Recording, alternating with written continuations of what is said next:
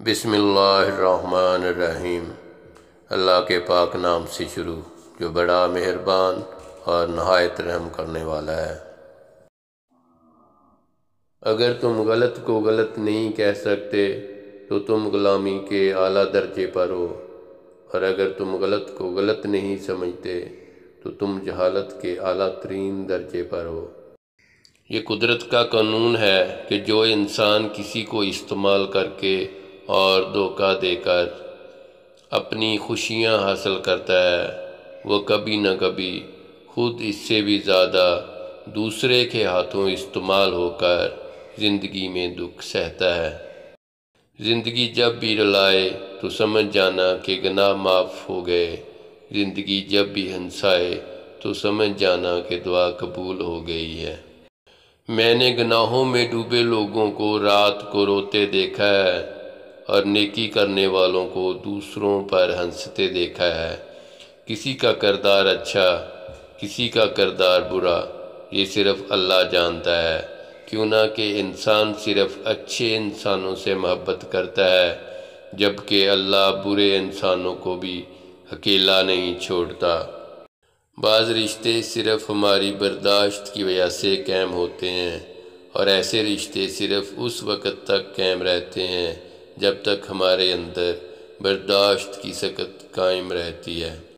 کسی عاشق اور کسی متعصب سے بحث نہ کرو، کیونکہ عاشق کے پاس ایک اندھا دل اور متعصب کے پاس ایک بند دماغ ہوتا ہے۔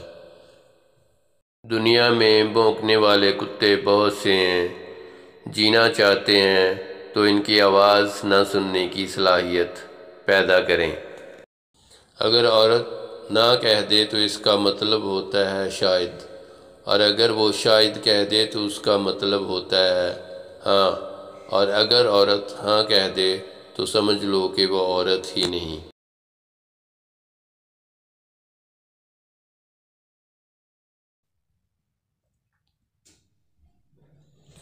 پڑوسی کے بچوں کی بھوک اور فاقے سے انجان رہنا اور اس کی بیوی اور بیٹی کی حرکتوں سے واقف رہنا ہمارے معاشرے کا بہترین مشغلہ ہے۔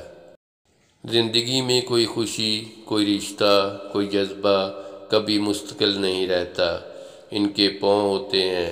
ہمارا سلوک اور رویہ دیکھ کر کبھی یہ بھاگ کر ہمارے پاس آ جاتے ہیں، اور کبھی آہستہ آہستہ بہت دور چلے جاتے ہیں۔